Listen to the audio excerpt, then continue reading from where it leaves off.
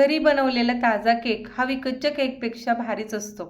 आज आहे आमचा लग्नाचा वाढदिवस। घरातील सर्वांना मी बनवते तोच केक आवडतो, म्हणून हा सिंपल चॉकलेट केक झटपट बनवायचे ठरवले। त्यासाठी 1.5 कप चॉकलेट प्रीमिक्स घेऊन केक बेक केला। केक थंड झाल्यावर त्याचे 3 लेयर्स करून घेतल्या। 6 इंचीचा केक बोर्ड घेतला, त्यावर थोडीशी क्रीम लावली आणि पहिली लेयर ठेवली। त्याच्यावर शुगर सिरपने सोकिंग केलं आणि नंतर क्रीम बीट करून त्याच्यावर क्रीम अप्लाय करून घेतली। चॉकलेट केक आहे त्यामुळे एकदम झटपट मी एक हर्षेचं शुगर सिरप त्याच्यावर लावून घेतलं आणि नंतर चोको चिप्स पण ठेवल्या, त्यामुळे केकची टेस्ट छान होते। नंतर त्यावर परत दुसरी लेयर ठेवली। अशा प्रकारे दुसऱ्या आणि तिसऱ्या लेयर्सला पण सोकिंग आणि क्रीम लावून घेतली।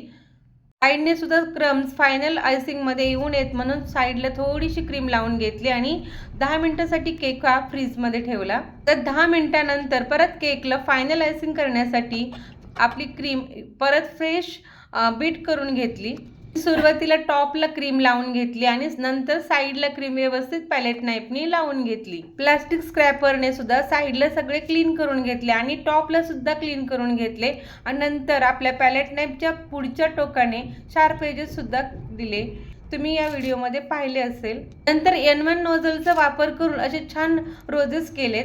मी या केकला ॲनिव्हर्सरी थीमसाठी बनवत आहे, त्यामुळे फक्त व्हाईट कलर ठेवला आहे। नंतर खाली स्टार नोझलने सुद्धा एक डिझाईन करून घेतली आणि नंतर न्यूट्रल जेलमध्ये थोडंसं पाणी घालून फ्लोईंग कन्सिस्टन्सी केली आणि रेड कलरचे 2 ड्रॉप घातले। पायपिंग बॅगमध्ये भरून घेतलं आणि थोडंसं टोकाला कट केलं आणि नंतर असे हार्ट करून घेतले। व्हाईट केकवर असे रेड हार्ट एकदम छान दिसत होते। केकवर टॉपला थोडी शुगर बॉल सुद्धा स्प्रेड केले। टॉपला मध्ये थोडेसे हार्ट सुद्धा लावून घेतले। ते आपला चॉकलेट ॲनिव्हर्सरी केक तयार झाला। तुम्हाला कसा वाटला ते मला कमेंट करून नक्की सांगा। धन्यवाद।